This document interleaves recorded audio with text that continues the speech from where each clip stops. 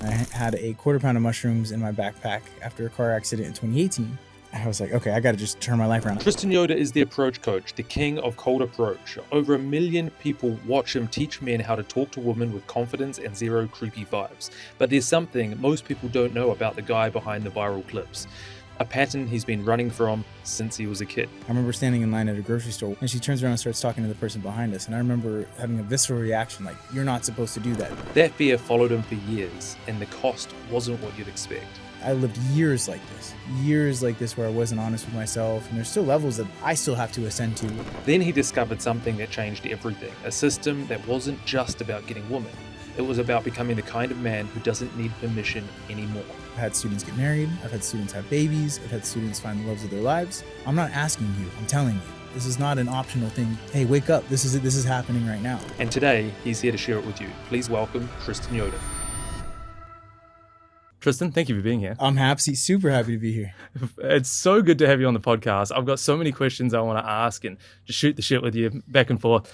The first thing I really want to kick off with is you call yourself an approach coach. Mm-hmm. How is that different than, say, like a pickup artist? Sure. So pickup artistry, from what I've studied and what I've seen through other methods and other ways of performing the art, because it is art. There's science to it, then there's art to it.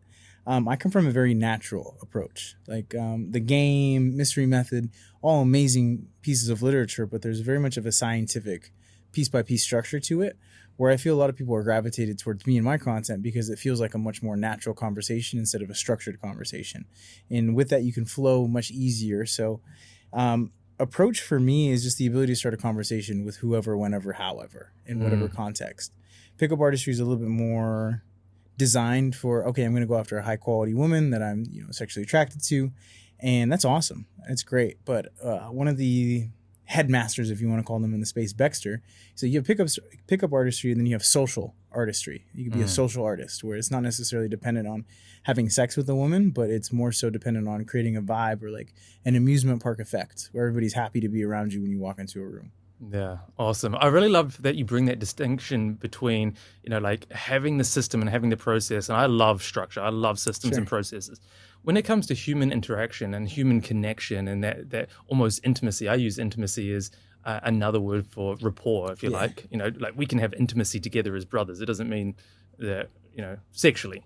But it's really hard to create that level of intimacy and connection when we're in our heads, right? Mm-hmm. And when we're following a system or a structure or the rules or the lines or those kind of things, it puts us back in our heads rather than back into our body with that sense of connection. Is that what you're referring to here? Sure. And there's have you heard of the 4 levels of consciousness? I have. Tell us about it. Yeah. So you have unconscious inability, which is like you don't know that you're bad at something. Like somebody watching this podcast could say, I didn't know that I was bad at underwater basket weaving because I didn't know that underwater basket weaving was a thing.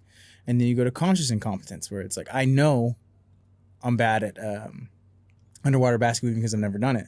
And you start doing it, and you have conscious competence, where you're able to go ahead and do it, but you have to have a lot of thought. You have to have a lot of effort and attention to be able to do the skill.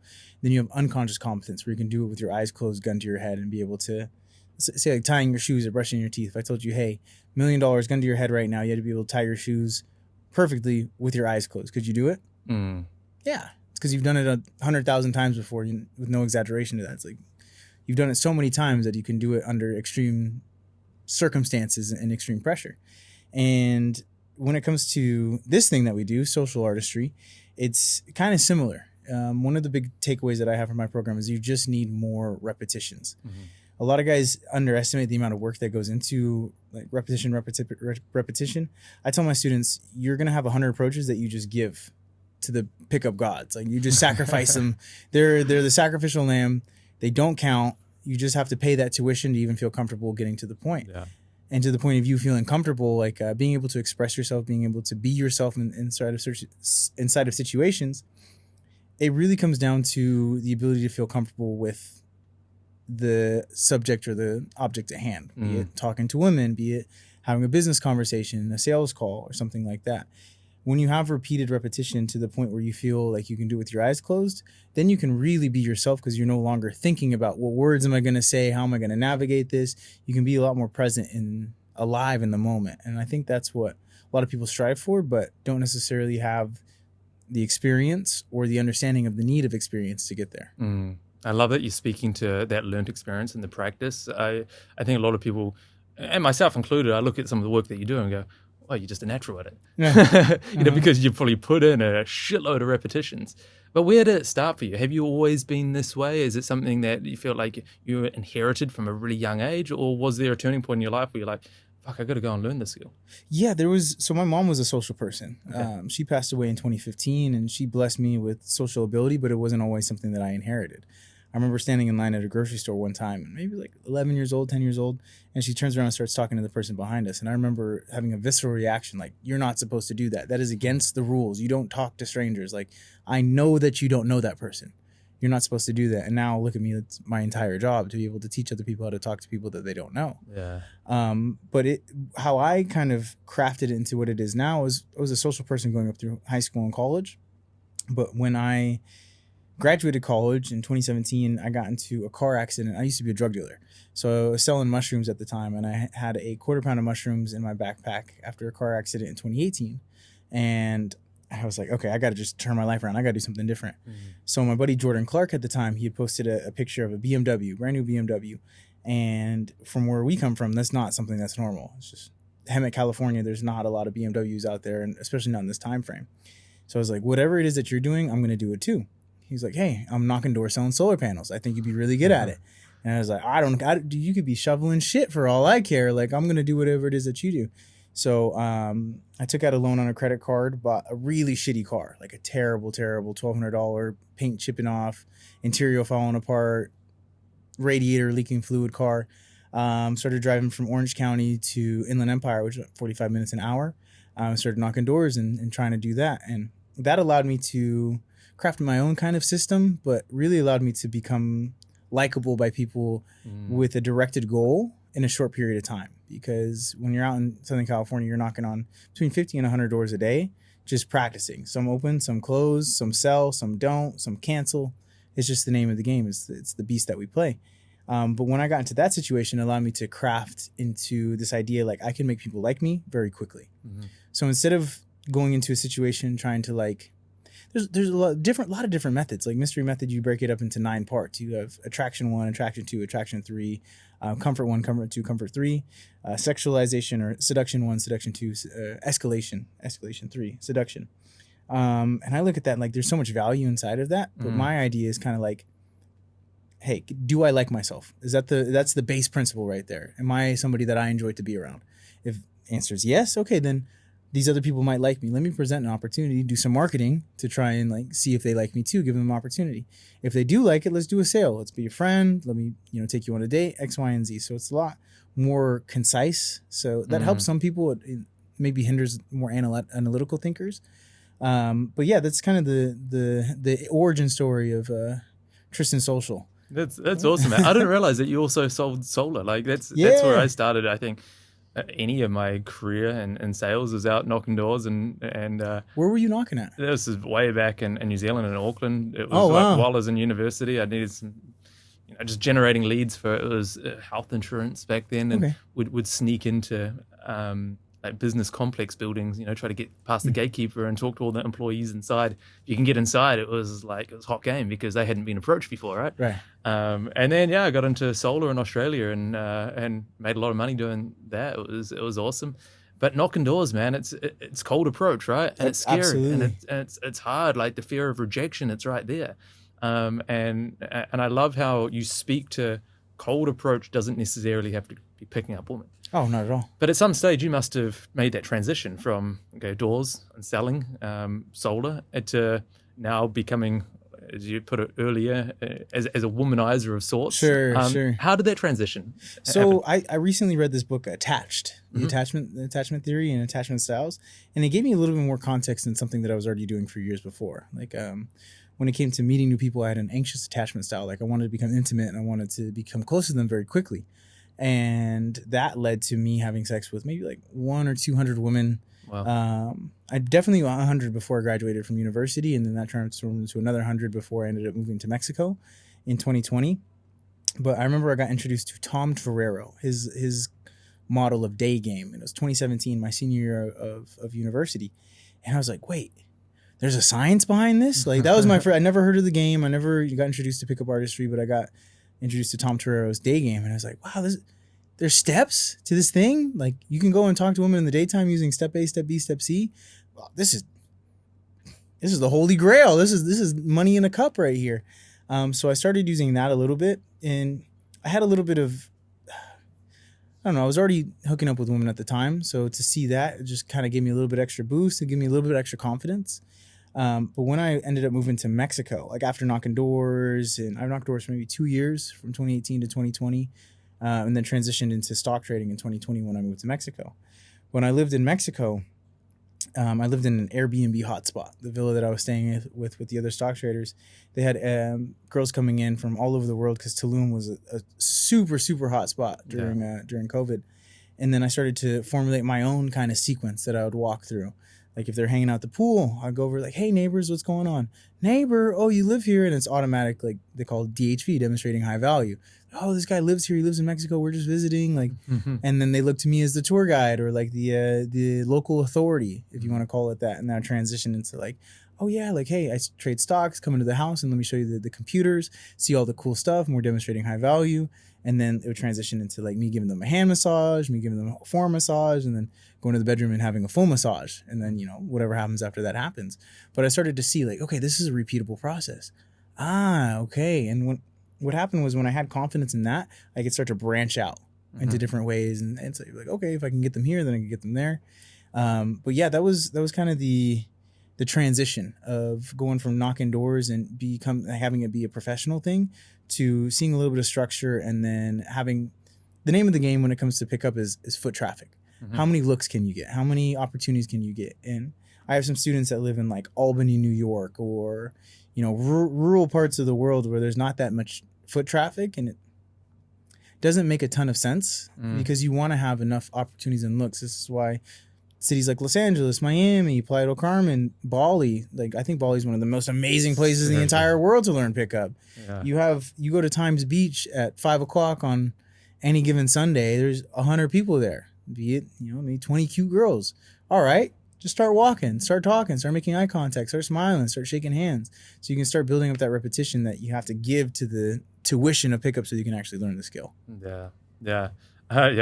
Bali is one of these places, absolutely, man. The amount of opportunity here is incredible. I don't notice it so much, of course. You're committed. Yeah, I'm in a relationship. Committed man. Yeah. I speak so highly of your partner. I respect that a lot about you. How highly you speak of your partner.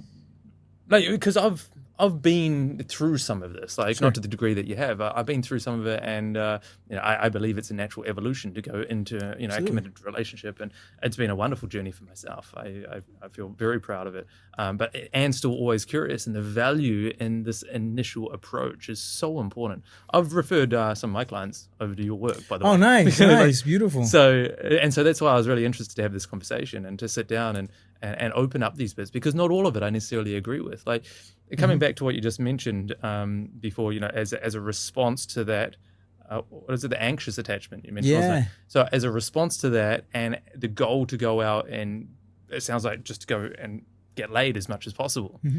Has that always been the case? Is it still the case? Is that what you're optimizing for when you're going and making your approach? So there's a level of self-amusement that has to come with it. Like it has to be fun. You have to enjoy the process. And I genuinely enjoy the reactions that I get from people. And if sex is a byproduct of that, I'm happy to. But what happens is once you start going on the self-development journey, it's like it first starts off with, I think everybody that wants to hook up with a woman is not necessarily looking for 100 women to hook up with. They're more so looking for the power to be able to express emotion and have that emotion reciprocated. Every human being wants that. Every human being wants influence at the end of the day. That's what we all strive for. Be it, you can say maybe one person, 100 people, but everybody works for applause at the end of the day to be able to get some acknowledgement and recognition for the work that they do. And when it comes down to my goals now, when it comes to talking to women, it's like, do I enjoy the conversation? Do I see myself making a consistent connection with this? If the answer is no, I'm more likely to pass on it. Whereas when I first started, it was like sex was the primary goal. And what happens is sometimes you can get clouded vision from that where you're not interested in the person at all. If there's no sex attached to the end of it, you have no interest in talking to the person in the slightest. And what happens then, it's like, I don't really like this person. I'm sacrificing my time to be able to get to an end result to give me a sense of internal validation and feeling that I feel like I need. And that's where it relates to the anxious attachment style, this feeling of like, especially with Instagram, especially with YouTube, especially with like the social media area that we live in now. A lot of guys look online and be like, if I'm not having sex, you know, I'm a loser. Like if I'm not having sex, you know, I'm a beta male, or, you know, this or that. And I think the anxious attachment is being put into people via social media. And I would recommend for those guys that are going through it to be able to identify it first and foremost. Identifying and awareness is going to be your best friend, because that identifying and awareness has allowed me to have that space of separation to say, do I really want to hang out with this person, or am I really, really, really just looking for the internal validation that comes from having sex? And when you can ask that question, you can then separate, okay, you know, I actually like this person. I can spend time with them. I can enjoy their personality. And this person is just a means to end. Like after we have sex, I'm really not interested in talking to this person anymore. And what happens is as that self-development journey grows, you can start to separate yourself from the latter more and more and more, and just enjoy the time that you have with yourself, good friends, brothers, and then girls that you're actually interested in, that you actually say you want to get in a relationship or don't want to get a relationship with them. As long as you have open communication, you can do whatever you want. It's like, hey, like I'm hanging out with a girl right now and she's leaving in a week, 2 weeks. It's okay. There's open communication that we're going to have fun while you're here. And then when you're gone, well, then I'll see you when you come back. And that's one of the beauties of Bali as well. So it's a blessing and a curse. You have a lot of women that are here for a short period of time, which is great. Like the good part is they're here for a short period of time. The bad part is they're here for a short period of time. You've probably seen it with when it comes to intimacy. I love that word because we can be intimate like this and you know, build a relationship off of this, you know, have a productive friendship. But it's harder to do that with somebody that you know is going to be leaving 2 weks, a month, whatever it is. The time frame is not going to be able to enjoy the intimacy on a deep level. I love that you speak to the communication, the intention of what it's going to be, right? I think that's where there's nothing wrong with, at least in my belief, in my world, there's nothing wrong with going out and wanting or trying to get laid hundreds of times, whatever. If that's your prerogative, all good, whatever. I think where I have the issue is more like doing it under the guise of something else. And we see a lot of guys doing that, and especially under the game and trying to get laid. And it's like these tactics to just go and get laid and do it and almost a form of manipulation or under the guise of something else, or promising other things just to get it, and then ghosting. And it gives, I think, the culture as a whole, men, guys, fuckboys, whatever the titles in the culture, a really bad name. How do you approach that within your work now, given the awareness that you have, the journey that you've been on, what it is that you've learned now? I call it selling the cruise. And it's an amazing concept because every guy goes through it. Every guy feels like at some point that they have to tell a woman like, oh yeah, we're going to be together forever. You're selling the dream essentially. Like I have such a deep connection with you. And in reality, they just want sex that's at the end of the rainbow. And then what happens is you start to develop yourself through this game, through this process of self-development. You realize you don't have to sell the dream. Like you can be upfront about your intentions and enjoy the time that you have together. You probably heard the saying, there's an ass for every seat. Whatever you I like it. There's an ass for every seat. There's a buyer for every program. It's like if you never offer a $25,000 program, you're never going to sell a $25,000 program. And what a lot of guys think is, especially when they're younger inside of their dating careers or their dating journeys, is women only want to have long-term relationships. Women only want to, be with somebody for a committed time because that's what society tells us, that's what parents tell us, that's what previous partners tell us. So they go into it with this manipulation idea, like I'm going to tell this person what they want to hear. And this is me speaking from experience. I'm not putting this blame on anybody else. I'm going to tell this person or this partner what they want to hear so I can get the sex and then slowly begin to phase out. And that's dishonest. That's dishonesty at the end of the day. It's like you're selling a 3-month cruise and then you're getting off on the first port. When in reality, in the marketing of your message, you could say, hey, this is a 3-day cruise. It's going to be the best 3-day cruise that you've ever been on. And, Friday to Monday, and then Monday comes, I'll see you another time when you want to book another 3-day cruise. Yeah. And a lot of guys think like, oh, nobody would sign up for a 3-day cruise. Nobody would sign up for a 3-day cruise. It's like, it's because you never pitched a 3-day cruise. There's plenty of people that want to go on a 3-day cruise, but they think that they have to sell this dream and this big grandiose vision of, oh, we're going to be together and we're going to have this deep connection. When in reality, if you want that, you're just going to have to change your marketing so that you can attract the person that you do that's going to be able to afford that program. I like that. I've seen that play out a lot Not a lot, but a few times in my own life. As you say, most guys have to go through this. I'm not sure that we're taught another way until we create the awareness and then go and seek it or be around the people that can demonstrate it to us. I don't think the demonstrations of who it is that came before us have been a great demonstration for us to learn this either, and different times and all of that.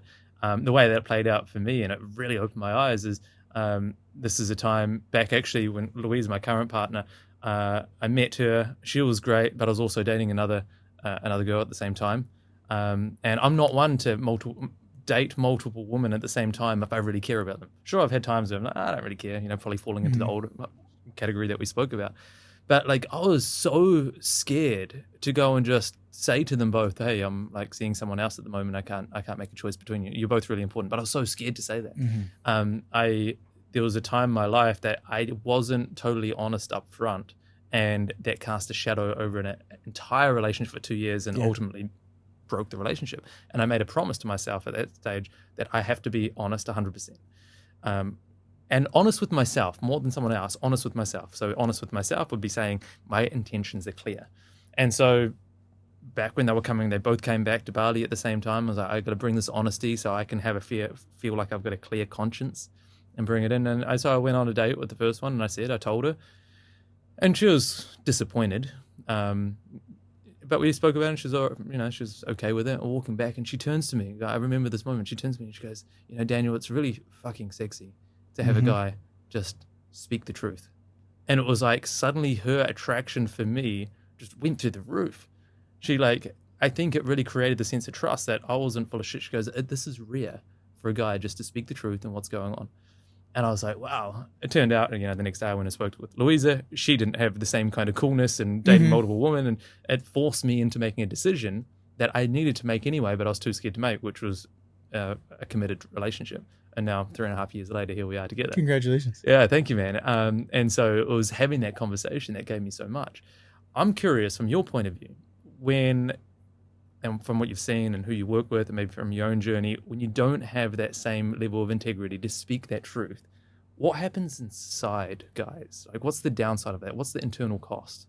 If you're finding value in this story, I'd love to invite you to hit the subscribe button below. You'll be the first to receive content just like this, honest, relevant, and here to support you on your journey. With every like and every follow, together we're succeeding in our mission and reconnecting the world with what matters most. And that is, of course, each other. Thank you so much. It costs everything, which is just such a fun part of the game. When we go through the self-development journey, it's like, who can we become and like what type of levels can we ascend to? That for you was either going to be a door that's locked and you're going to stay behind that, hidden integrity and that kind of shadow self, or you're going to open that door and walk through it and then be okay with whatever's on the other side. I think for a lot of men, they're afraid of disappointing the person that they're spending time with. And to be able to go ahead and have an open and honest conversation about what your intentions are, what your feelings are, women love and respect that. But we have this idea that they're not going to understand, they're emotional, they're going to react adversely to this, and it's going to be a big, ugly show. When in reality, the situations that we play out inside of our mind are so much worse than what actually happens in person. And we kind of go through that torment. And that's the price that you pay. I feel like karma doesn't come in the form of like, oh, I did this thing and then this event's going to happen. The karma is that space in between where you think to yourself and that your time is robbed. Because if you do something dishonest or disintegritous, and you have to live with that thought of like looking over your shoulder or that little bit of tenseness or that pang inside of your heart, that's stealing your time away. Anything that takes away your time is a form of karma in itself, where you have to think about, there might be this consequence, there might be that consequence, and it keeps you from being present inside of the moment. And when you're not present inside of the moment, you can't really truly be yourself. And what happens is, I lived years like this where I wasn't honest with myself. And there's still levels that I still have to ascend to with self-honesty and honesty with partners. That's the game. It never ends. Yeah. It never ends. And it's one of the beautiful parts of life is that it new levels, new devils. You like the more that you ascend, the harder the levels become, but the greater the rewards become as well. You see it in entrepreneurship, like you see it a lot of things. Like I watch these guys and the ads they make, like, oh, if you want to make your first 10K month, do this. It's like, okay, at one point in time that was an enticing ad. I'd want to do that, but now that you've done that 50 times over, it's like congratulations, but that's just not for me anymore. And you ascend past that level. And the cool thing is you never have to go back. Like once you ascend past it and once you live life on a higher level, it's like it's not worth the cost. And you get to live in a more integral way. And so yeah, anybody that's going through it right now that feels like they're not being honest or open with their partner, you're paying the price. Even if they never find out, you're still paying the price. And sometimes even better that they do find out so you can stop paying that price, because it's a lot cheaper. It's a lot more affordable to be honest than it is to live inside of that space and doubt and that fear and that karmic debt that you're paying with your thought and the emotion that goes into it. Yeah, I totally agree. I really feel that. It's a big one. It's hard. It's hard. It's not easy. The guys at home think that pickup is easy. They think that relationships are easy. They think like polygamy or polyamory is easy. They think relationships are easy. It takes an incredible amount of work to become good at this. And I can tell you it's worth it. It's absolutely worth it. But on the other end of it, it's like knocking doors. It's like you see these guys that are making, $500,000 a year just off of knocking doors, but they all started at zero. It's everybody has to go through their own process and their own journey, and the amount of studying that you put into it, the amount of energy that you put into it, the amount of attention and focus that you put into it determines your outcomes. And I give this as a word of caution, like be sure that the mentor that you choose has the results that you want. Yeah. Because you've probably seen it. I've hired a bad mentor. You probably hired somebody that didn't, deserve your money at the time, and you didn't necessarily get the results that you were looking for. And you have to take personal responsibility in that, even even choosing the right mentor. But whoever you choose to learn from is who you embody and who you emulate, and you're going to get the same results eventually if you take their advice. Yeah. Well, let's talk about that, because this is something that you obviously coach people on, approach coach, and have great success in doing. Out of all the things that you could be coaching, training, helping people with, why is this the most important thing that you can do right now? I love it. It's something that I truly enjoy. Like I enjoy going out with the guys and pushing them and saying like I think of myself as like a professional friend / babysitter because I'm not teaching any like super advanced technique, especially to the beginning guys. It's really just like a lot of men are needing the permission. Yeah. To be able to say, go talk to her. And that's why coming out to Bali, like, right now my packages are 10 day, 5 day, 2 day, 10 days, 10K, 5 days, 6K, 3 days is 2 days is 3K. And it's going to be only going up from there. But in reality, I'm not teaching any like super advanced techniques. I'm really just getting you outside of your own head and giving you the permission to go ahead and say, it's okay for you to approach her. And I was doing a couple different things before. I was doing solar, I was doing maybe credit and finance and a couple of other areas, but nothing gave me the satisfaction of like somebody texting me, like, yo, I'm on a date right now. Or like, oh, I just hooked up with this girl. First time I ever hooked up from cold approach. Like, and I see what the dating apps do to people. I see it's a casino. Quite literally, they give you a little bit of a win when you first sign up. They give you 5-10 matches, some decently cute girls, they put you in front, and then what happens is, oh, you want more? Okay, we're gonna need a couple dollars from you so we can keep the party going. Yeah. Oh, you want a boost? That's only $8, man.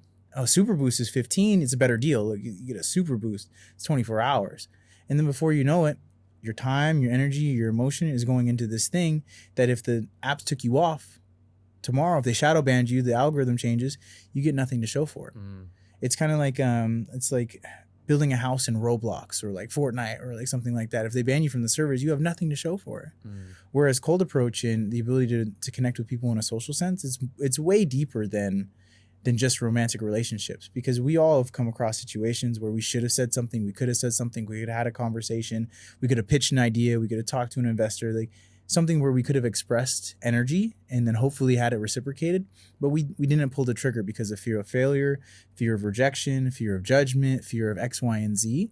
And to be able to remove those limiting beliefs from people, it's a fantastic feeling. I truly feel like I'm doing God's work because, I mean, I've had students get married. I've had students have babies. I've had students find the loves of their lives. And to be able to say, like, I helped the procreation of the planet in one way, shape, or form for, that one person. I could have been just one child that was made, but to that one person, that's a universe. That's their entire world. And another big thing, too, was people come to me for my opinion. Like when it was credit or finance or when it was like solar, like I had to adhere to kind of institutions and what it was that they had set up and like the rules that were there. For me, it's just my opinion. Like, I don't have to consult anybody else or any other book or anything. Like, here's what I would do. Like, oh, that's a great idea. And they do it. And then most of the time it works. Sometimes it doesn't. You know, it's nothing is 100% success rate. But at the end of the day, it's like, I don't have to look at a book or consult somebody else or, you know, call somebody up. I can just be like, hey, this is what I would do. Yeah, I love it. I love how you talk about giving guys permission to go and do that. And it speaks to the society that we live in as well. That I think one of the downfalls of masculinity and men in general are like, we're craving permission. Yeah. And it seems like it's kind of fucked, but it's also just where it is that we are. Like, a true, healthy, functional masculine man doesn't need permission from anyone. Needs to go and do it. But this is speaking to going, well, we need to be reclaiming this masculinity and, you know, okay, well, giving guys permission to go and do it. But then even more than that is when they go and they fail, because inevitably, probably the majority of approaches probably get shut down pretty quick, right? Like, that's like going doing Forex trading or anything. You only have to win 50, or just the majority of the time. Right. Or maybe not even the majority of the time. Maybe it's 1 in 10, and that 1 in 10 is great, whatever it is. But with those fails, they come back and somebody goes, yeah, man, you did good. Awesome. So avoid that self-judgment, right? The only failure is not trying. You either learn a lesson or you win. Either way, you're going to be learning. And as you've probably seen, like with knocking doors, when you first start knocking doors, you got to knock 100 doors to be able to have a good conversation that might lead to a sale. But once you get deeper into that game, you can then knock 5 doors, 7 doors, and get the same results as you were getting for 100 doors, because you start learning pattern recognition and data collection and understanding and being able to see, you know, the forest from the trees and be like, okay, you know, there's something here. I like this style. These girls usually respond well to me. But to speak to it, the society that we find ourselves in today is very much passive. Like, I'm going to raise my hand. I'm going to wait to get called on. I got to find the answer from the textbook. And then hopefully, you know, all of these things line up to be able to say yes. Like, I just had a call with a 20-year-old kid. He's going to be a killer. He signed up for the program, paid in full, is fully committed. But he's 20 years old, and he's like, yeah, how I've gotten dates for the last 3 years is I wait for somebody on Snapchat or Instagram to add me randomly, and I wait for them to start the conversation. Wow. That's his method of acquisition for dates. And that's a slow process. So when guys come out to Bali and they work with me, they do more approaches in the first hour than they may have done in their entire life before. Like, I throw them to the wolves. I say, make them work for it. here, you know that group of 5 girls over there? Go now. And one of my favorite sayings is, I'm not asking you, I'm telling you. This is not an optional thing. You paid for this. Like, I like it. Hey, wake up. This is it. This is happening right now. But what we see today is a very passive male culture where the Me Too movement happened, where guys, you know, they have screenshots of, oh, look at this guy, he's so thirsty, and like the ridicule of the friends of the women online, that it's made men not want to try anymore. And for me, I look at it as a dual-edged sword. On the one end, it's like, dang, it's kind of sad that's happening. On the other end, that means that it's an open ocean out here, man. I can shoot shots, left hand hook shot behind the back, off the backboard, slam dunk 360 contest style, and my competition is relatively low because there's a lot of guys that are afraid to shoot shots. It's kind of like it's the analogy. You don't have to be faster than the bear. You just have to be faster than the guy next to you, and nobody's got running shoes on. yeah, man.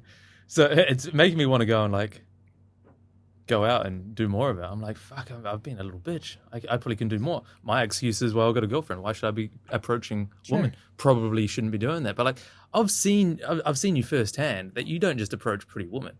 You approach all women, all guys, the old ones, the young ones, guys and girls, everyone. Has this become a lifestyle for you now? That's what I want it to be for everybody. Like, everybody that works with me, it's like, how do I set time aside to make this a thing? Well, I'm saying first you got to learn the skill. You got to set, 2 hours aside to be able to go and practice this specifically. But then what happens is you start to see some success. And that's why I say coming out to Bali is the best thing that you can do, because you can see the ball go into the basket a couple of times. And that makes you more confident with the shot. And when you're confident with the shot, you shoot more shots. And at the end of the day, man, I'll shoot 100 shots throughout the day, but only maybe 2 of them are with romantic intent. But it's a selfish thing too. Like, I love seeing people's reactions. I love smiling at somebody, pointing at them, giving them a thumbs up, making them laugh with no romantic intention behind it. Just because it's like, I get a kick out of it. I really enjoy it. But to answer the question, it's 100% a lifestyle.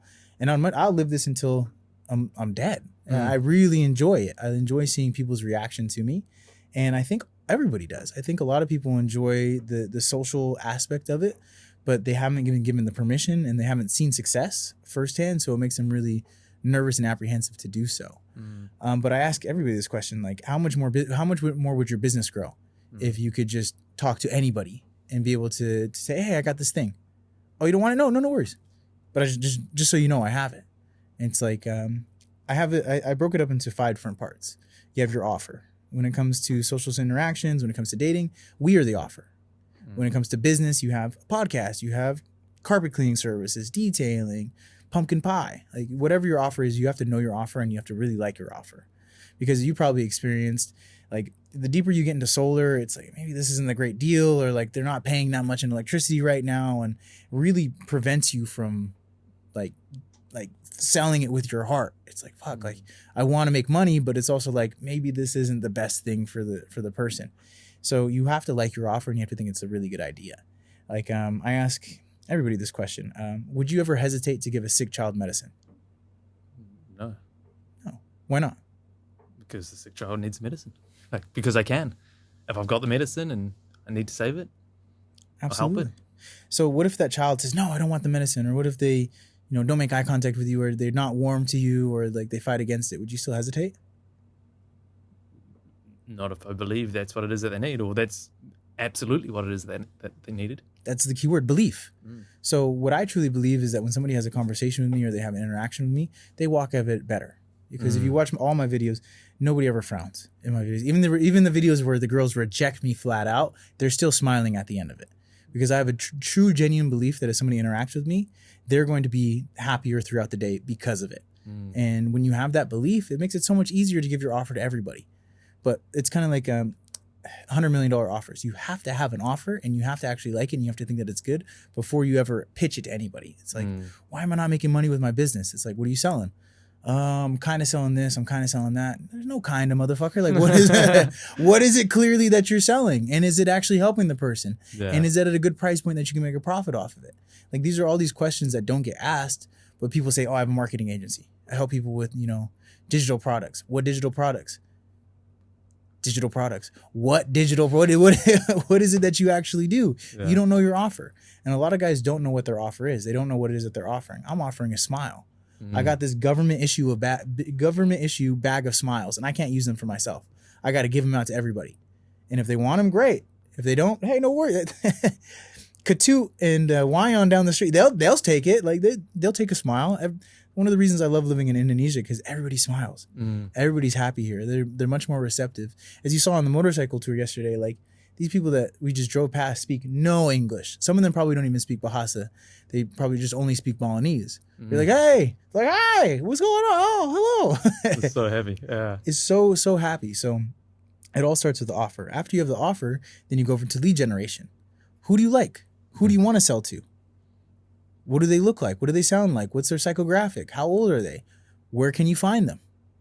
What do you say to them? You start generating leads. It's like before you can't generate leads before you have an offer. So we go ahead and clear out some subconscious stuff and make sure that you actually like yourself and you actually think of yourself as a good person. And whenever somebody interacts with you, it's a good thing. Then you find out who you like, where you like them, where you can find them, and what you can say to them. Boom, you start generating leads. Okay, you got a phone number. Congratulations, you got an Instagram. Awesome. You got an email address. That's a contact info. Like whatever it is, let's make a starting point. Once you have lead generation, then it goes into lead management. How are you texting them? What's the digital communication? How are you communicating with them after you get the information? Because sometimes instant dates happen, but other times they don't. Okay, what are we texting them? How are we communicating with them? This is a huge fall-off point for a lot of guys. Texting, because of the TikTokification of the brain, has become a lot more difficult these days. The attention spans are much shorter. So you have to be engaging, you have to be witty, you have to be funny, and you have to be pushing towards the date. And it goes into an art of digital communication, texting. Okay, texting is going good. How do we get them on a date? How do we convert them on a date? What is a successful date? A lot of guys haven't defined what a successful date is. Does it end with sex? Does it end with a second date? Does it end with... What does a successful date look like to you? That's a conversion. And then once you converted them, they're now a customer. How do you maintain your customers? How do you maintain a roster? How do you maintain, if you want one client for life or one girlfriend for life, how do you maintain that? And then that goes into a whole nother path right there. But once you can break it up, offer, lead gen, lead management, lead conversion, customer maintenance, it's like, oh shit, well, I'm just not generating leads. Okay, let's go to the mall. Let's go to the beach. Where are the people that you want to sell to? Where, the girls that you want to interact with, where are they at? There's a saying, it's if you stick around the barbershop long enough, you're gonna get a haircut. It's like if you just stand in the mall long enough, you're gonna find a cute girl that has something that she wants to do with you. It's an inevitability. Time is on your side if you put yourself in the right arena. So that's how I kind of break it up. Yeah, I love that. I love that there's a clear systematized process to go through. One of the things I see that comes up a lot is people optimizing, or guys optimizing for the wrong thing. Sure. So they're going out, they may be following this strategy of going on instant dates and trying to get laid when I talk to them, and my coaching is all about connection and healthy functional relationships more for the long term. I think I know there's a lot of guys that are like really craving connection, intimacy, and they're like, getting laid heaps, but I don't have that. And what would you rather have? And they're like, a girlfriend. I'm like, okay, you're following this strategy that gets you laid, but there's a totally different strategy to actually come back and have a relationship. And I think you kind of spoke to that as well. One of the things that came up for me before when you're sharing, around business. So, I'm probably not going to go and do this with girls as much as I'd like to, even not without getting laid. I think it'd just be fun. It'll be challenging, go and push myself a little bit. I'm not sure. I'd have to maybe consult my girlfriend with that. Sure. It seems like a funny thing to do. But like what was coming up for me is one of the things that we spoke about with Give It All, so the event that I host here, and we need to have more people coming through the door. We'd like to grow the event, right? And we thought about, well, there's so many people on the beach that we could go and hand business cards out to and say, hey, we've got this event. Would you like to come along to it? But I don't do it. We've spoken about it. We should do it. We can create content around it, but I don't do it. What's the reason? Well, I say, because I'm not like Tristan. That's a big outgoing personality. I'm reserved. I'm like, I don't have all that energy to go and start so many conversations. It takes, I don't know, are these excuses? Are these justifications? Is it because there's a fear of failure in there?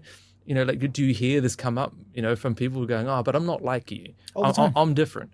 Speak to that. Yeah. So it's the brain, as you probably already know, as you definitely already know, there's two functions. We move away from pain and we move towards pleasure. But the process that we use to move away from pain is way greater than the process that we use to move towards pleasure. So if you look at it like on a scale, it's like I know that if I go out and I talk to 100 people about Give It All, maybe 5 of them show up to the event. That's 5 more than that would have came, through those doors anyways. But the pain of that, there's going to be fear of rejection. They're going to look at me funny. They're not going to show up. I'm not going to get any results because of it. That pain, it's all based in emotion. Here's the emotion of pleasure, getting people through the door, success. Here's the emotion of pain, difficulty, failure, self-identity, and all those things. It's going to weigh heavier. And when you start to strip it away, it's like, I feel nervous doing this and I feel happy because of this outcome. This has to weigh heavier than that. And when you work with somebody, it's like, bro, just stop being a bitch. Like that's really what I tell people. And like coming out to Bali, it's such a magical thing to see. It's like, I can't talk to her. She's on the phone. I don't care. I can't talk to her. She just walked into a store. These guys think that I give a fuck that a girl just walked into a store. I don't care. They think that there's just some invisible barrier. Like, she just walked into Victoria's Secret. I can't go approach her. I'm sorry. Is there a sign that says, Adrian, you cannot go approach in Victoria's Secret right now? We have surveillance cameras watching you. Is there something that says that? No. Okay. So it's an invisible barrier that your brain is using just to make you feel more comfortable inside of your safety zone. Cool. That's exactly why we're here. You're going to do exactly the thing that scares you. And it's an invisible barrier. It's like an imaginary pool. And you're bracing yourself for the wave that never comes. And then you look back and you're like, wow, I just spent a lot of time bracing for impact that never came when I could have just walked into the action. So something I'm going to challenge you to is that we're going to go out on the beach and we're going to give out, I don't know, 100 flyers or whatever for Give It All. And if I'm the keynote speaker, I'm going to make sure that we do that multiple times. Better do it. Fuck. As you probably heard Alex Hormozi say, it's like the biggest problem for any business is marketing. Just not enough people know what it is that your event is about. Yeah. There's an ask for every seat. We can fill out every single Give It All if the marketing is strong enough, if enough people know about it. If every single person on the planet knew the name Give It All, we'd have no problem selling out the events. I know that fundamentally is so true. Yeah. It's absolutely true. And then that fear barrier comes in that. Well, see, I don't know. I tell myself it's not because I'm afraid, because I've done door knocking, I've done sales, I've done all that, maybe a bit out of practice. I just say, that takes a lot of energy for me because I'm a bit more introverted, and maybe I should invest that energy somewhere else, like maybe just laying on the couch doing fucking nothing. And so I'm calling my own shit out to go and do that. So someone like me that's listening going, oh yeah, okay, I'm starting to hear that. What's a great approach then? Do you go and say, okay, I'm just going to give myself a target of 20 girls or 20 people or 20 of whatever it is, and go and do that until you've done it? And you're like, okay, great. I've extended my comfort zone this much, and now I can retreat back to my comfort zone and go, all right, go back to my excuses and relax now. Or like, what's your approach? That's a great practical way to go about it. Like here's the thing. If it's not on the calendar, it doesn't exist. If you put on the calendar at this time to this time, I'm going to go out to this specific location. I'm going to do this specific action, and it's on the calendar, it becomes a real thing. Yeah. There's a level of accountability that comes to it to yourself. And then if you had another person or friends or coaches that hold you accountable to that, now it's layers of accountability that have to be met. But on even like deeper intrinsic level, the reward is not big enough for you. So it's like, I had dealt with this a lot. Like I hired a reading coach. Shout out my boy, David Reads Fast on Instagram. Fantastic guy. David Kirkpatrick, fantastic coach. But he called out for me. He's like, dude, you're a fantastic reader. You read at a very high speed level and comprehension. Why are you not reading? It's like, oh, I'm kind of just indifferent about it. Like, I don't really give a shit. Like, I can't be bothered to read. He's like, okay, the payout's not big enough. It's like, now there needs to be a bigger challenge. It's like, so when you don't read, you're spiritually saying that I'm a bitch. Go ahead and write it down. Write it down. Spiritually, I'm a bitch. And I was like, bro, I can't write that down. He's like, oh, okay. So why aren't you doing the actions of the person that's not a bitch? Because you're sounding like a bitch to me right now on a spiritual level. Like on a financial level, I couldn't get myself to read books. Oh, I'm making $20K a month, $30K a month. Yeah, it's whatever. It's like, oh, you get more girls. I got enough girls. It's whatever. Okay, well, spiritually, you're a bitch. And that was the thorn in my side. That was like, I'm not a bitch. Don't call me a bitch. Like that was the wall that I put my back to. And guess what? I started reading. And I started reading more consistently. And I got myself into a momentum and a flow, because momentum is the big mo. I just finished reading this book, The 21 Irrefutable Laws of Leadership by John C. Maxwell. One of the laws is momentum. Momentum is made and lost by the hour. As you've probably seen with like sales organizations and leadership, it's like once you get momentum behind you, it's harder to stop than it is to keep going. Right now, you have all this inertia built up on not doing the activity that you got to like chip away like ice and break through it so that you can get to the other side. But I would recommend for somebody like yourself or somebody watching at home that's like feels indifferent about it, because I felt indifferent for a long time, you're just not using the right bait. You're not using the right trigger to get you to get to taking emotion. You've probably seen like Andy Elliott on Instagram. He's like, if I had your kid tied up and said at the end of the month, if you don't sell 30 cars, the kid's going to die, what would you do? Figure out a way to get those 30 cars sold instantaneously. You get it done before the week was over. Like you would knock down every door. It's like, why does it have to take your kid's life to do that? It's okay. I'm just not using a big enough trigger, a big enough goal, big enough vision. And that's how I would combat, because I'm still dealing with indifference. I don't really care. Like, I'll put a condom on another time. Like it stretches across. It's not reading. It's making money. It's not wearing a condom. Like, or asking the beautiful girl out on the date. The biggest mistake that a lot of guys think is that this problem exists in a vacuum.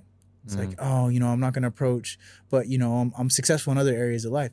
You and your thinking surrounding this area bleed into everything else. If you don't take action here, this leads to an action in all different areas of your life. And until you figure out what that big trigger is, you're going to pay the ignorance tax of not knowing how great life can be on the other side. And this is something I'm going through right now as we speak.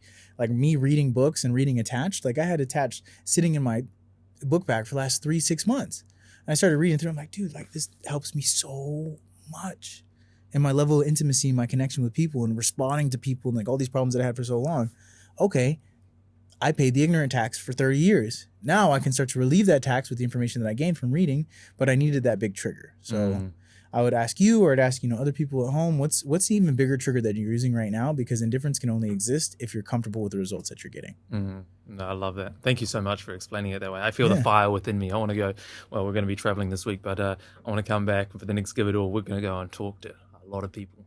And maybe I can talk to some women under business as well. That sounds fun. We can do that. One of the things that you mentioned before that I really liked about what your offer is. So on that first approach, the lead gen part, what's your offer? Yours is smiles. What are some other examples of that for the guys that you've worked with to give ideas of the kinds of things that our offer is on the front end if we're going and approaching girls on the beach or in the shopping center or wherever it is? It all just comes down to value. Like, I'll give you a story. I was in Santa Barbara, California when I was in university, and they have a really big university there. It's a really big party place. But I felt very nervous walking up to a random door and knocking, like, hey, can I come to the party and party with you guys? Like, that fear of rejection would just be so massive. So what did I do? I thought outside of the box. I'm like, dude, all these guys have alcohol. Everybody has weed. What is something that I can give to the party that nobody else brings? Value. I went to the store and bought, the box of chips that come in the individually wrapped chips. And I walk in, I'm like, hey, I don't know you guys, but I have these chips. If anybody's hungry, I'd like to hang out with you guys. Yeah, come on in, man. Where you been? Like, That's awesome. You should have came half an hour ago. We've been waiting for you, man. Like, so value is not limited to one shape, one form, one facet, or one vehicle. It transcends so many different things. Like, I've lived multiple years of my life without paying rent.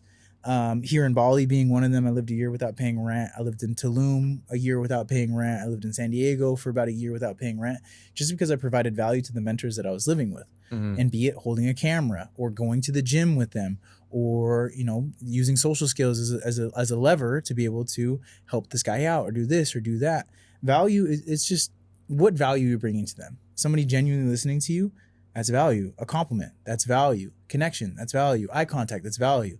And just like ask yourself, what that's part of my program actually. It's like, what value does somebody get out of me talking to them? And we have to list at least 15 things. Well, they get somebody that they get a new person in their life.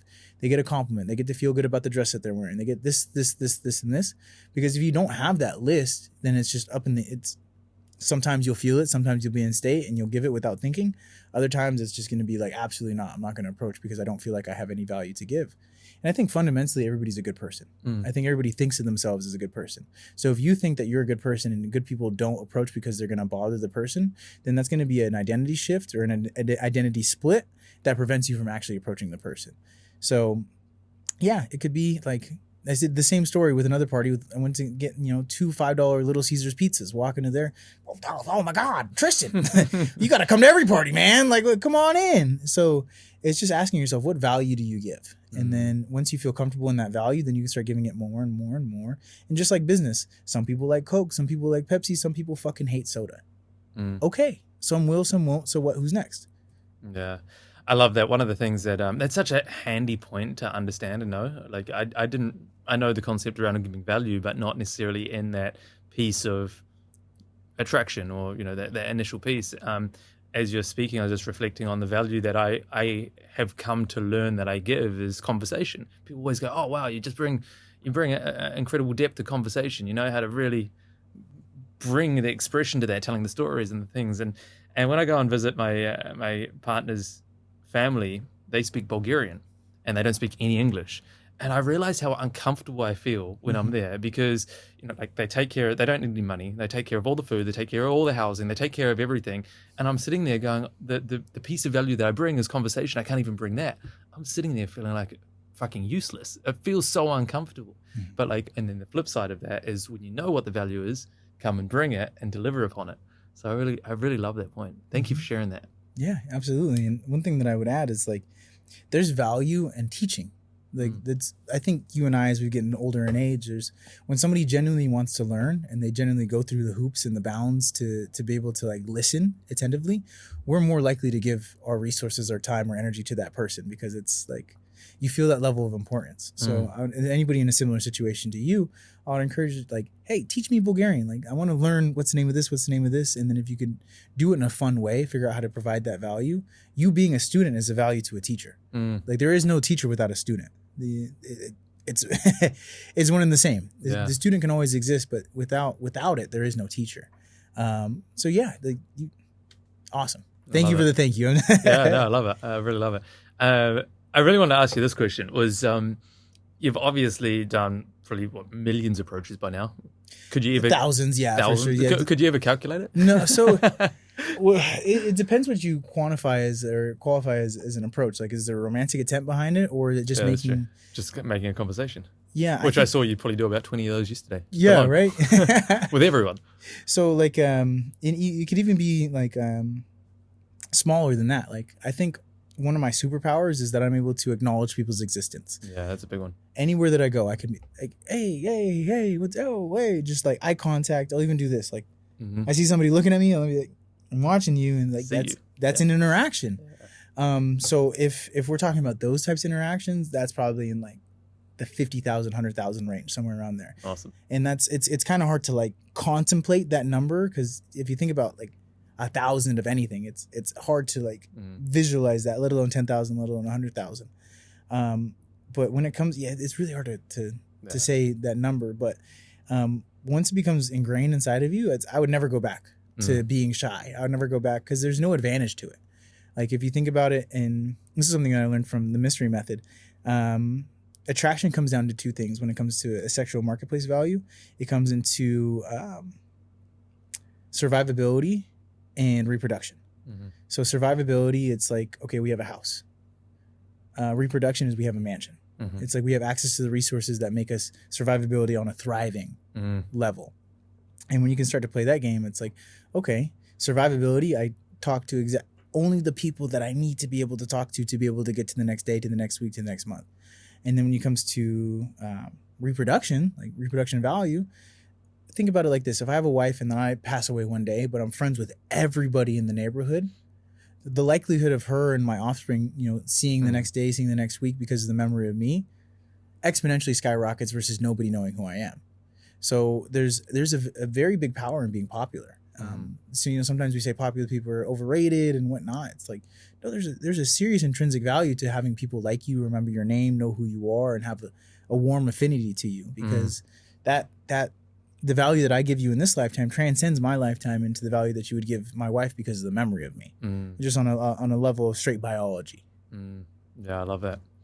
So what I was going to ask, after all those approaches that you've made, are there any like rejections that come out of it that like really pop into mind that are just like really fucking funny, and or any that still, from whatever level, but more of a personal, vulnerable question, like that may come up that has a trigger or a hurt or a pain that comes with it? Because I'd imagine that you're pretty used to rejection by now, through all this. Is there any that ever affect you? There's literally only one that I can think of. It was in Miami. And I talked to this girl. I'm like, hey, I thought you had a really beautiful energy. She's like, thanks. And then like keeps looking away. And I'm like, hey, I'm sorry. Like, I'm getting this kind of reaction a little bit. Like, what's going on with Miami girls? Like, why is the reaction so negative to the statement? Like, some of us have boyfriends, and then continue just to look away. And I don't know what it was. I think it was because I thought that I could really get her. She was like a semi-cute girl, maybe like a 7.5. But I think that just like that one singular thing was the only, I skated away. I was like, I was fuming. I was like, oh, fuck that bitch. Fuck her. She's so lame. But with all of my students, there's literally like, I think like 3 or 4 students that can literally tell me one rejection that really hurt, and the rest of them just fade away. Like they don't even matter. Like maybe because that's the bottom of the barrel. That's the depth of pain that you feel. But other than that one singular one. Do you find that it's ever related to something? So in your case, there's something about like with the guys that you've worked with, and that one that really hurts, is there an element of truth, or like personal truth, or a truth in the belief about themselves that it's attached to? I'm thinking about my client, Ben. He was in South Korea, and he tried to approach an Italian girl, and this Italian girl just starts screaming and like, you have no respect for women, this and that, blah, blah, blah. And I think it was, what really stuck for him was, it was a reflection of the old belief pattern that he had before of like, oh, I don't want to bother women. I don't want to, put myself out there and get rejected. But I mean, he's been rejected 150 times since we worked together, in the 6 months since we worked together. And he's like, he only quotes that one. So I can't say, I don't have enough data to be able to tell you like there's a direct correlation between this, that, and that. But the data that I can tell you, it's really just one that really sticks out and really hurts more than all the others. And then other than that, it's just like, oh, it's just part of the game. You must have a pretty good laugh at a lot of them. Oh, for sure. For sure. Especially when I'm with my boys. Like, I love seeing my students get blown out. I'm like, that's probably the worst that you're going to see today. So congratulations. Like, it doesn't get much worse than that, my boy. Like, that's awesome. Congratulations. And it's a true, genuine congratulations from the bottom of my heart. Because it's like, that's the thing that you were most afraid of. That was the thing that kept you outside of the ocean, that kept you outside of that body of water, of where the success that you want lies for the longest time. and then you found that thing, you hit that rock that scraped your shoulder, and now you're like sitting there licking your wounds on the beach. Congratulations, go get back in the water. Like that's now you know where the rock is. Now you know where you can avoid it. And then from that point, you can enjoy swimming a lot more freely because now it's like, okay, just don't go to that same rock again. Because chances are it wasn't even as bad as what we imagined it to be anyway, right? Bro, your imagination is the worst prison that you can find yourself in. You are the warden to your prison. And the cool thing is you can open the gate at any time. You can unlock that door at any time.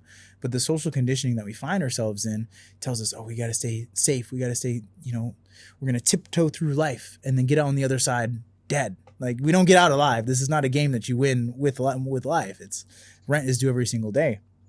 And it's so cool to be able to see other guys that I work with in person, like, that's what I was afraid of. I spent, some of my students are 38 years old. It's like, I spent 38 years of my life afraid of that. Fuck. Yeah. Mm-hmm. It's the same. I liken it to like social media comments, or like working with people that are like, oh, I got to put myself out on Instagram or social media or create this thing or do the thing because they're afraid of what people might think, and then they get an odd comment that comes through. I'm starting to get some haters, which I get excited about. I got one on YouTube, and it was like I was laughing about it because they came in like, oh man, this is so embarrassing. Your parents must be so disappointed in you. And it was the context of the video was literally about like just how to have better relationships with yourself and others. And I'm like, and it didn't even come close to touching me at all because I'm like, oh man, like to have a response like that to this kind of content, what's going on for you? And I think I've seen that through in your content as well. Oh. It's like the most insecure girls that you approach are the ones that usually have the worst kind of response to you going and being nice to them, right? Mm-hmm. So it's so cool. It's two parts to that. Like when speaking about specifically social media, because I've had death threats. I've had people make Instagram pages of me, Facebook pages of me, saying, like when I was living in Playa del Carmen, they said, this is the predator of Playa del Carmen. They photoshopped a picture of me next to Jeffrey Epstein and P. Diddy. What? And they, get this, they paid traffic to come to that page. They put money behind it to say this guy is a terror to Playa del Carmen. This is the lie that they said. They said he lures girls back to his apartment on camera and uses the footage to blackmail them into giving him money. And I was like, wow. First and foremost, if I'm going to do this act, I'm going to do it somewhere a lot more prominent than Playa del Carmen, Mexico, where the average wage is like $1,000 a month. These girls are making no money. Like, this is just a bad business decision. If that was the case, there's no ROI to this whatsoever. Second, it's false. It's just completely not true. I don't do any of that at all. But I'm dealing with that type of hate. I have a buddy out here, Hamza, and there's levels to hate. It's so cool. This is going to go on a little bit of a tangent. But Hamza has whole YouTube videos dedicated to tearing him down. 20-minute, 40-minute documentaries telling every terrible thing that Hamza's ever done. And he handles it with stride. Versus me on Instagram, it's like one comment. The cool thing about Instagram is you can spend an hour writing a paragraph on my post, and then I could just delete it. Like I completely control the narrative. Like it's just hilarious to be able to see that. But on YouTube, it's much more of an open forum. And like I had one time where I got some notoriety and some fame on Twitter. And I flew too close to the sun. I started thinking of myself greater than I was.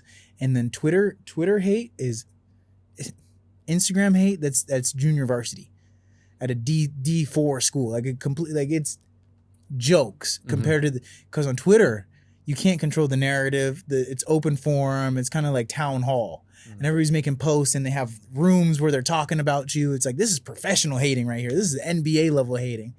But the thing of it is when you make content, I learned this from Owen Cook, RST Tyler. When you make content and you're only getting positive comments, it means that your audience, that you're not reaching new audiences. And we start looking at it like that. Like he measures the metrics of success from his videos by how many new haters he gets, how many hate comments that he gets, because that means it's reaching new audiences that aren't already bought in to his mindset.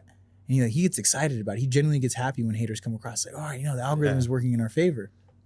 And one thing that I developed, it's like how somebody talks to you online or how somebody hates on you is the same way that they talk to themselves. It's a reflection. Nobody greater than you is ever going to talk down upon you in that way, unless it's something like a specific niche issue that they disagree with. But it's a general hate comment like that, like, oh, your parents must be so disappointed with this is what their son is doing. It's like, bro, he talks to like that to himself on his daily basis. I'd imagine, yeah. And he has to live with that. I mean, I look at him like, I feel sorry for you, big guy. Like, I would not want to be your friend. And Alex Ramosi speaks about it. He's like, the basis of all hate is I don't prefer that. You were living in a way that I don't prefer. And we could look at it, like, just synthesize it down. Like, you're a piece of shit. You provide no value to society. You're the scum of the earth. All of the hate comments that you can think, you just really just change it to, I don't prefer that. Okay. Cool. Great. That's all it is, isn't it? That's all that it is. It's just synthesized down to that. I don't prefer that. That's funny. You know, I really like the way that you approach conversation with people and everything that it is that you're doing. What is it that you're paying attention to when you're going in? Like, you'll say it is for a business conversation. It could be to get laid, dating, whatever it is. When you're first approaching, what is it that you're paying attention to and you're thinking about, you know, as opposed to, you know, the strategy or the structures that, you know, people give? What is it that how are you showing up into that from a very initial starting point? Because I think that's an important piece to capture. We'll speak of it in a couple different ways. Like, when it comes to flirting with women, I'm looking at, can I get emotion out of her? Can I get a response? Can I get a reaction? And Donald Trump is amazing at this. Because the thing about Donald Trump is, like, whether you like him or you hate him, you have a strong opinion about him. There's no level of indifference that comes to it. And that's what we want. Like, if a girl hates me, awesome. If she loves me, great. I just don't want her to be somewhere in that gray spot in the middle, because I can work with both of them. I've had girls that completely are just disgusted with me off the onset and end up going on dates with me in the future. Really? Because you can just take that emotion and transform it into any which way that you desire. But if there's no emotion there, then I can't. There's nothing to play with. There's nothing to form. So I'm looking at, you know, if I give emotion, if I give energy, is it going to be reciprocated back? Is it going to be received? Nice. Can I play with it? Is there a dance partner here? And if they're like, you know, not being a dance partner, then I'll go ahead and call it out. It's like, yeah, you're definitely not interested in this conversation right now. Like, I can definitely tell you don't want anything to do with me. And sometimes they'll laugh, and then sometimes it'll like be like objection handling. Oh, no, it's not that. It's just I'm in a little bit of a bad mood right now. I'm like, bad mood? What happened? Tell me. And now we're in a conversation. Whereas if I didn't call out the elephant in the room, like, hey, like, you definitely don't want to get talked to right now, or is it just me? And I learned this from one of my buddies, Marcel Klein. Like, we were approaching girls in the malls together. And he went up, he talked to a girl, and she's like, oh, no, it's okay. He's like, is it because I'm fat? And he's like 6'4", buff, ripped, good looking dude. And she just starts dying laughing. She's like, no, it's not because you're fat. And he ended up getting her phone number. Yeah. And I remember it was just like, oh, that is such a good, like, twist on it to be able to pull emotion out of somebody. So when it comes to a romantic sense, I'm definitely looking, is this person able to express emotion? And I think this is why I don't like Russian girls so much, because it's very kind of like a stone wall, and their expectations of romance are a lot different than the American or Western expectations of romance. So I just tend to stay on my side, they stay on their sides, and I'm okay with that. I'm happy with that. And then when it comes to like a sales call or a business negotiation, my sales style is like, I'm flirting with guys. As funny as it sounds, I'm like, I get that from you. Yeah, for sure. As funny as it sounds, I'm like, bro, you're a handsome guy. Like, I see all this potential inside of you. What is it that's holding you back? And it's still trying to get to the emotion, still trying to get like to the pain point. If I can't pull emotion out of somebody, then there's not much that I can play with. There's nothing that I can form. That's what we connect over, isn't it? Is the emotion. I really love that. And I think that's important in any conversation. It comes back to my whole idea of intimacy and building that trust and the rapport. When I always talk about this exact same question, I was reflecting on it with a client one time. I'm like, because I think this still applies for not just the approach, but also the entire first date, right? If you're not going to be able to pull out emotion from someone, well, you're not going to be able to really connect with them and find out. It just feels so transactional. It's like an interview, something boring as fuck. But I'm always looking for, and it's the same kind of thing, is are we going to have fun together? And are we going to find each other interesting? If I can't get either of those two things, I'm done. I'm out. I'm like, I'm not going to try to be carrying us through this interaction. I'm like, okay, all good. Even I was on a date with a girl, a beautiful girl, the French-Indonesian girl, or Indonesian-French girl. And I asked her, like, hey, what's your favorite body part on the male body? She's like, oh, I like shoulders, and I like delt, and I like traps. It's like, it's something that you really have to work at to be able to develop. And then we went silent for a second, and then I like lean over and whisper to her. It's like, hey, this is the part where you ask me what my favorite part in the female body is. Like, this is how the conversation works. She's like, oh. Okay, well, what's your favorite part of the body? And it's so funny. You can actually teach people how to respond to you. Yeah. A lot of guys sometimes miss out on connections because the other person is just ignorant on how to have a conversation. And I think that's a sign of a good leader. It's like, hey, this is what you do in this situation. This is how you keep the conversation going. This is what it is. And, we hung out the entire night. Beautiful girl, amazing girl, great connection. We're going to hang out again later. But I don't know if we would have gotten to that point had I not coached her essentially on how to have like, hey, ask me the question back so I can respond back to it. This is how the conversation works. Yeah, that's really good. It comes down to the whole, I think we can extrapolate that out into the conversation of needs, right? What is it that you need to feel and express the way that you want to feel, in the relationship and the exchange, and go, all right, well, that's what I need. Maybe more of a conversation for a relationship, but essentially that's what you're saying. You're like, okay, I need you to reciprocate. Be with me here. Say, ask the question. I even coach girls in like showing a physical affection. Like I tell a girl like, hey, like I'm a physically affectionate guy. I like to show physical affection. I like to give cheek kisses. Something that it requires though is I need to feel it back. I need to feel like this is desired, and I need to feel like it's reciprocated. So if that's not you, that's totally okay. Like we can it's probably not going to work out anyways if it's not you. But if it is you and you just need a little bit of encouragement, this is the sign that it is to give that. And it usually works out. It's like a 75% success rate. 25% is just like, hey, this is just not me. Yeah. No cool harm, no foul. But it's better to find that out in the first 30 minutes of the first date than try and go 3 dates, 4 dates, 5 dates with somebody. And it's like, maybe they'll warm up to me. Maybe, they just take a long time, but that's just not their nature to begin with. And then now you're just barking up the wrong tree. Yeah, man. That's so good. I'm going to put you on the spot here. Sure. And ask you, if we were to make you the headline speaker at Give It All, so as you know, you've been to Give It All. The format is, it's like a hero's journey type thing that's got maybe an insight, a piece of wisdom, value that is like mic drop at the end that the audience can take away. And, in this case, we've got males and females in the room that can go away and they have got the insight and they're like, yeah, I can apply that into my life. What is it that you'd share? So I'll tell you this. The first time that I ever got famous was on Twitter, as I was saying before. One of my buddies, in Playa del Carmen, Diego Day, fantastic coach, fantastic man. I love him with all my heart. He asked me a street interview. He was like, how much money would it take for you to suck a dick? And I said, great question. Awesome question. I said, if she's trans and sexy, I'll do it for free. Because I had an attraction to trans girls. And it's something I'm still working on internally. I don't know how I feel about it. Something I'm exploring inside of myself. But awesome. at the time, I love that, man. Yeah. Awesome. Yeah, and at the time, this went crazy viral. Like I remember I was at a pool party and I checked my phone, and then somebody from university messaged me. He's like, "Yo, your video is going viral on Twitter." I'm like, "What are you talking about? Twitter? Like, Twitter? What? And I look, and it already has like 20,000 shares on Twitter by the time that I look at it. So I go on Twitter real quick and delete all my old tweets and like all the old stupid stuff that I had written out, and I retweet it, and in a matter of a week, I gained 20,000 followers on Twitter from this one video going viral. Wow. Interviews, everything, like people reaching out to me, story articles written about me, all the whole 9 yards. Like I felt like a niche celebrity inside of this microcosm of the internet. But to give you some background, some context, after I graduated from university, I moved to Los Angeles because I knew that I wanted to be famous. I don't know what I wanted to be famous for. I didn't know what I wanted to be in front of the camera for, but I knew that I had an energy that I wanted to give to the world.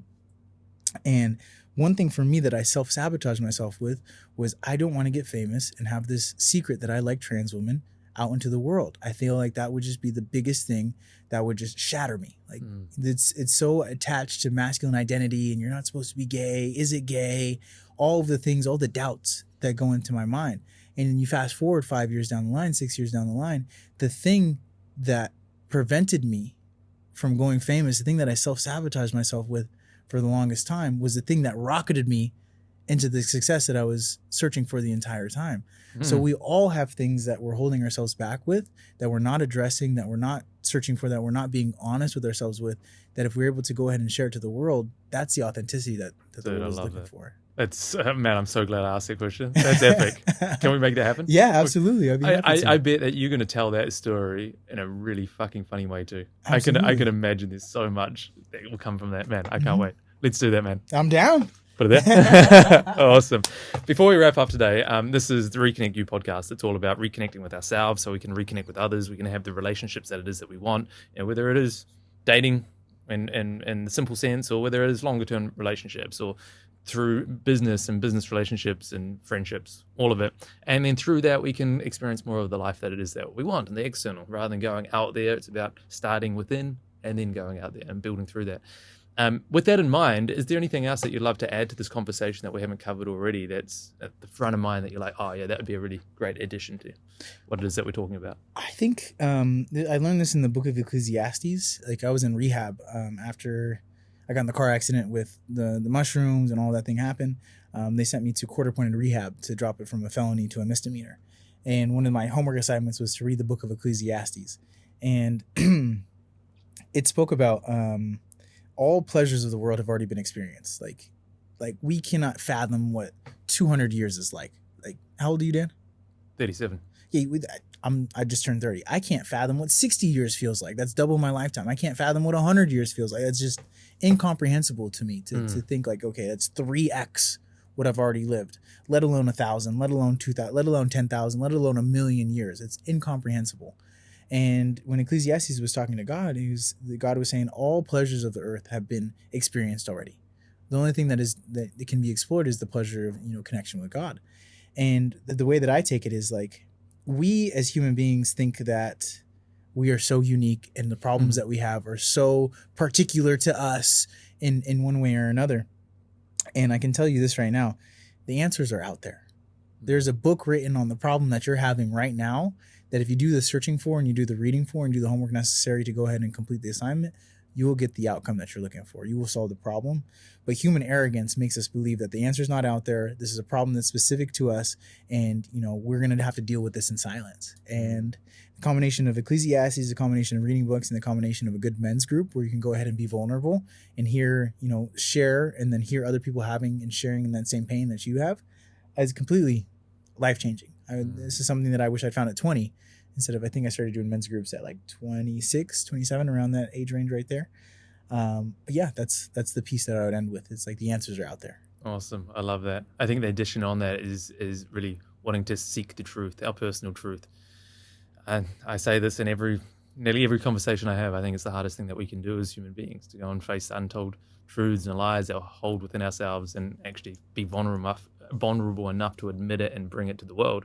When we do, like what you just shared and what you're going to share at Give It All, is allow that to be seen, then it doesn't cast the shadow over us and we can go and find the answers, right? So I love that. Thank you, brother. Thank you so much for coming here, sharing your wisdom. I really love the work that you do, and I'm really pleased with how you conduct your business, and I'm fully for it, man. I love it. So thank you.